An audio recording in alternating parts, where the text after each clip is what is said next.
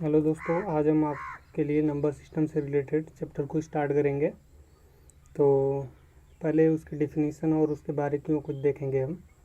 तो सबसे पहले देखते हैं हम कुछ पॉइंट हैं, उनको हम समझ लेंगे तो चैप्टर के क्वेश्चन को सॉल्व करने में आसानी होगा। तो सबसे पहले पहला पॉइंट हमारा नंबर सिस्टम में संख्या पद्धति। तो संख्या पद्धति में कुल 10 अंकों का यूज़ करते हैं। संख्या पद्धति में कुल 10 अंकों का यूज़ करते हैं। अब वो 10 अंक हैं कौन कौन से? तो देखिए, वो जो नंबर है वो 0, 1, 2, 3, 4, 5, 6, 7, 8, 9। इस 9 नंबर यानी कि इस 10 नंबरों से हम किसी भी संख्या को बना सकते हैं। कितना वो बड़ी संख्या को हम बना सकते हैं। यही हमारा संख्या पद्धति यानी नंबर सिस्टम है। अब आते हैं प्राकृतिक संख्या किसे कहते हैं, नेचुरल नंबर। तो जिन संख्याओं से वस्तुओं की गणना की जाती है, जिन संख्याओं से वस्तुओं की गणना की जाती है उसे हम प्राकृतिक संख्या कहते हैं। अब एग्जाम्पल के तौर पे देखें तो एग्जाम्पल होगा 1, 2, 3, 4, 5, 6, 7, 8, 9। ये जो नंबर है, ये हमारी जो है नंबर है वो प्राकृतिक संख्याएँ होती हैं। अब इसमें इम्पॉर्टेंट चीज़ ये है कि जो शून्य होता है, शून्य एक प्राकृतिक संख्या नहीं होती है। इसमें इम्पॉर्टेंट आपको पता होना चाहिए, शून्य जो है एक प्राकृतिक संख्या नहीं होती है। नेक्स्ट पॉइंट हमारा पूर्ण संख्या। पूर्ण संख्या किसे कहते हैं? तो प्राकृतिक संख्या के समुच्चय में शून्य को भी सम्मिलित कर लेने से जो समुच्चय बनता है, प्राकृतिक संख्या के समुच्चय, प्राकृतिक संख्या के समुच्चय यानी 1, 2, 3, 4, 5, 6, 7, 8, 9, ये जो समुच्चय है। और इसमें हम किसको सम्मिलित कर लेंगे? इसके पहले हम शून्य को भी अगर सम्मिलित कर लें तो उससे जो एक समुच्चय सेट बनता है वही जो है पूर्ण संख्या कहलाती है। तो इसके लिए अगर एग्जांपल देखें तो जो प्राकृतिक नेचुरल नंबर है उसी इसके पहले हम 0 को ऐड कर लेंगे। 0, 1, 2, 3, 4, 5, 6, 7, 8, 9, ये जो है हमारा हो गया। ठीक है। अब नेक्स्ट जो है हमारा पूर्णांक। अब पूर्णांक के बारे में जानेंगे, पूर्णांक क्या होता है। तो पूर्णांक जो है जब पूर्ण संख्याओं को धन और ऋण चिन्हों के साथ, जब पूर्ण संख्या जो कि अभी बताया आपको, पूर्ण संख्या क्या होती है? 0 से लेकर 9 तक के नंबरों को पूर्ण संख्या कहते हैं। तो जब पूर्ण संख्याओं को धन और ऋण चिन्हों के साथ दर्शाया जाए तो इससे बनने वाले समुच्चय को पूर्णांक कहते हैं। तो अब धन और ऋण चिन्हों को हम एक साथ कैसे दर्शाएंगे? तो चलिए देखिए, आप नंबर लाइन आप पढ़े होंगे। तो अगर बीच में जो मिडिल होता है वो हमारा 0 होता है, इसके राइट साइड में जाने पॉजिटिव, इधर होता है हमारा नेगेटिव। इधर जाएंगे +1, +2, +3, +4, ऐसे करके इसमें आगे बढ़ते चले जाएंगे। और इसके इधर रिवर्स में आएंगे तो यहाँ पे -1, -2, -3, -4, -5। अब जो ये आगे वाला जो पोर्शन है, ये राइट साइड का जो पोर्शन है, इसको हम बोलते हैं धन पूर्णांक। जो पूर्णांक होते हैं वो दो प्रकार के होते हैं, एक धन पूर्णांक होता है, दूसरा ऋण पूर्णांक होता है। तो धन पूर्णांक जो होता है, जो पॉजिटिव सेंस देते हैं वो हमारे धन पूर्णांक होते हैं, और जो निगेटिव सेंस देते हैं वो हमारे ऋण पूर्णांक होते हैं। तो ये हो गए हमारे पूर्णांक के बारे में। और सबसे इम्पोर्टेंट चीज़ इसमें हमको जाननी है कि जो 0 होता है, ये जो 0 मिडिल में जो 0 है हमारा, जो 0 न तो धन पूर्णांक होता है और न ही ऋण पूर्णांक होता है। 0 न तो धन पूर्णांक होता है और न ही ऋण पूर्णांक होता है। ये हमारा नोट पॉइंट है, ये एग्जाम में पूछ सकता है। अब नेक्स्ट देखते हैं हम सम संख्या किसे कहते हैं। तो सम संख्या किसे कहते हैं? वह संख्या जो 2 से पूर्णतः विभाजित हो जाए उसे हम सम संख्या कहते हैं। वह संख्या जो 2 से पूर्णतः विभक्त हो जाए। 2 से विभक्त होने का रूल क्या है? 2 से विभक्त होने का रूल है किसी भी नंबर का जो यूनिट डिजिट है यानी इकाई का नंबर 0, 2, 4, 6, 8 ये हो, वो 2 से डिवाइड हो जाता है। ठीक है, तो वो हमारा जो है सम संख्या कहलाता है। तो जनरली हम जानेंगे जिन संख्या के अंत में 2, 4, 6, 8 और जो कि 0 बताएं, ये अगर हो वो जो है सम संख्या होगी, वो जो 2 से कट जाएगी। जिसे 2 से डिवाइड चला जाए, 2 से भाग चला जाए, तो अभी 0 को नहीं लेंगे, वो डिवाइड रूल में होता है। डिवाइड रूल में हम 0 को ऐड कर लेते हैं भाग देने के लिए। वो आगे के जो वीडियो बनाएंगे उसमें आपको बताया जाएगा। इसमें बस आपको 2, 4, 6, 8 और 10, 12, 14, 16 ऐसे करके क्रम से एक एक नंबर को छोड़ के जो नंबर बनता चला जाएगा इवन नंबर होगा, यानी कि वो सम संख्या होगी। अब इसमें 0 को ऐड ना करिएगा क्योंकि 0 जो है वो डिवाइड वाले रूल के लिए है। अब नेक्स्ट हमारा विषम संख्या, विषम संख्या किसे कहते हैं? वह संख्या जो 2 से पूर्णतः विभक्त न हो, वह संख्या जो 2 से पूर्णतः विभक्त न हो उसे हम विषम संख्या कहते हैं। अब 2 से जो पूर्णतः विभक्त न हो वो कौन कौन सा है? जैसे एग्जांपल के तौर पे देखिए 1, 3। अब चूंकि 2 जो था 2 सम संख्या है उसमें ऐड होगा और एक नंबर छोड़ देंगे यानी कि 4 को छोड़ेंगे तो नेक्स्ट नंबर होगा 5, 6 को छोड़ेंगे 7, 8 को छोड़ेंगे 9 और 10 को छोड़ेंगे 11। तो ऐसे करके नंबर क्रमशः जो है क्रमागत नंबर जो एक एक करके छोड़ते चले जाएंगे, नंबर बनता चला जाएगा। अब नेक्स्ट आते हैं भाज्य संख्या क्या होती है। तो भाज्य संख्या के बारे में जानेंगे। वे संख्याएं जो एक और स्वयं के अलावा, वे संख्याएं जो एक और स्वयं के अलावा और भी संख्याओं से विभक्त हो जाए, वे संख्याएं जो एक और स्वयं के अलावा किसी और संख्याओं से भी विभक्त हो जाए वो भाज्य संख्या कहलाती है। अब एग्जाम्पल के तौर पे देखें जैसे 4, 6, 8, 9, 10, 12, 14, 15।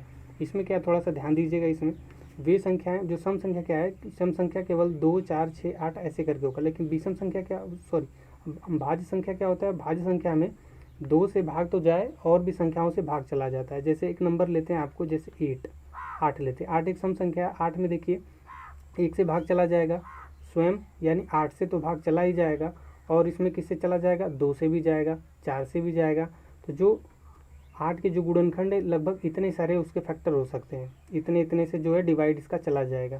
तो जो भाज्य संख्या, अब इसी 12 को लेंगे तो 12 का जो होगा 1 से चला जाएगा, 2 से चला जाएगा, 3 से चला जाएगा, 4 से चला जाएगा और 12 से भी कटेगा। तो 1, 2, 3, 4, 5 नंबर जो हो जा रहे हैं जो 12 को काटेंगे।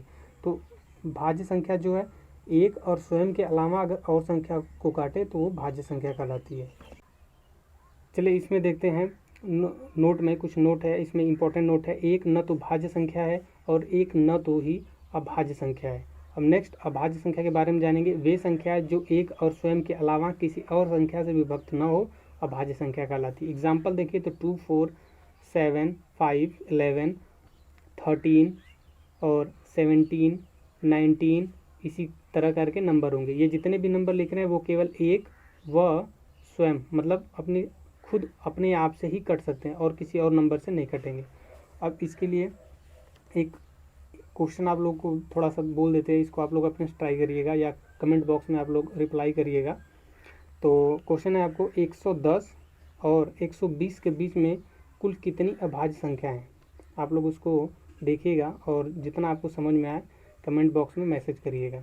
अब सबसे इम्पोर्टेंट थोड़ा सा रूल के बारे में जानिए जो कि एग्जामों में नॉर्मली अगर नंबर सिस्टम से आए तो कुछ तो क्वेश्चन होते हैं, कुछ जो ऐसे करके अगर पूछा जाए तो थ्योरेटिकल ये करके पूछ देते हैं। जैसे सबसे छोटी सम भाज्य संख्या क्या है? सबसे छोटी सम भाज्य संख्या, थोड़ा सा ध्यान देना है। सबसे छोटी सम भाज्य संख्या पूछ रहा है तो सबसे छोटी सम भाज्य संख्या 2 होगी। और नेक्स्ट देखते हैं सबसे छोटी विषम अभाज्य संख्या क्या होगी? तो वो जो होगी वो 3 होगी। सबसे छोटी भाज्य संख्या क्या होगी? तो वो होगी 4। अब नेक्स्ट आते हैं डिफिनीशन के साइड में।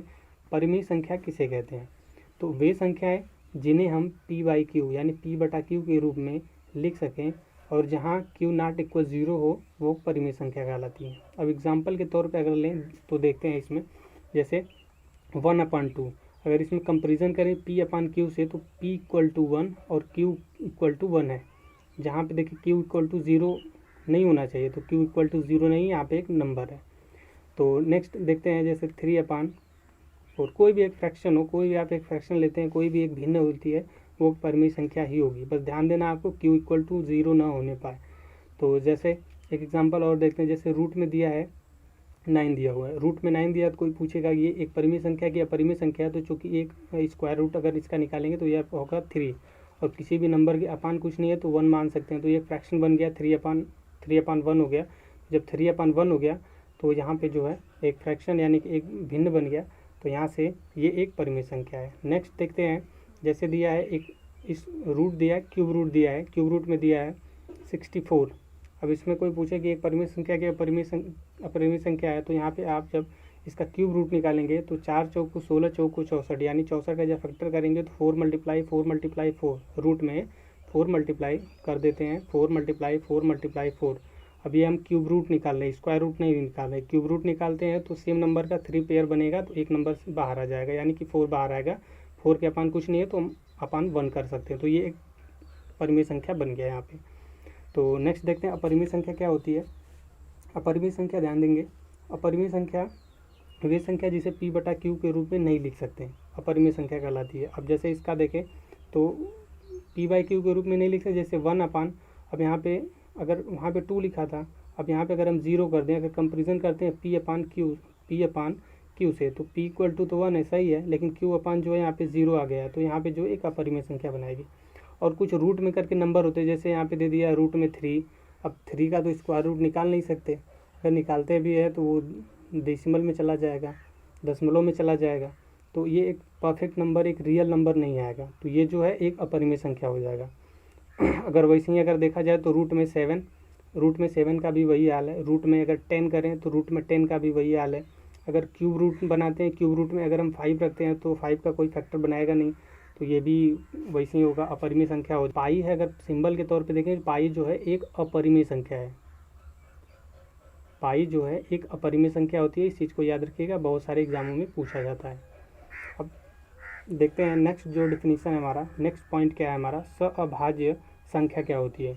तो वे दो संख्याएं जिनका मस, वे दो संख्याएं जिनका मस एक हो, वे दो संख्याएं जिनका मस एक हो, सअभाज्य संख्याएं जो है वो कहलाती हैं। अब जैसे देखते हैं दो नंबर, जैसे एक ब्रैकेट में लेते हैं 2 और 3, आप कोई भी नंबर ले सकते हैं, 2 और 3। अब 2 और 3 का अगर HCF निकालेंगे, मौसा निकालेंगे, तो 2 और 3 का HCF 1 आएगा।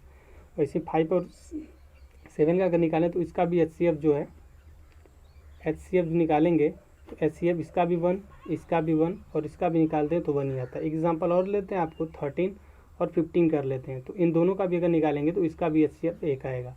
तो बस ध्यान रहे कि जिसका अगर दो संख्याओं का अगर हम HCF अगर 1 आता है तो ही वो सअभाज्य संख्या है। तो इस चीज़ को आप ध्यान दीजिएगा। और जो है नेक्स्ट जो वीडियो आएगा वो डिवाइड रूल के लिए आएगा, तो इसको देखिएगा। Thank you.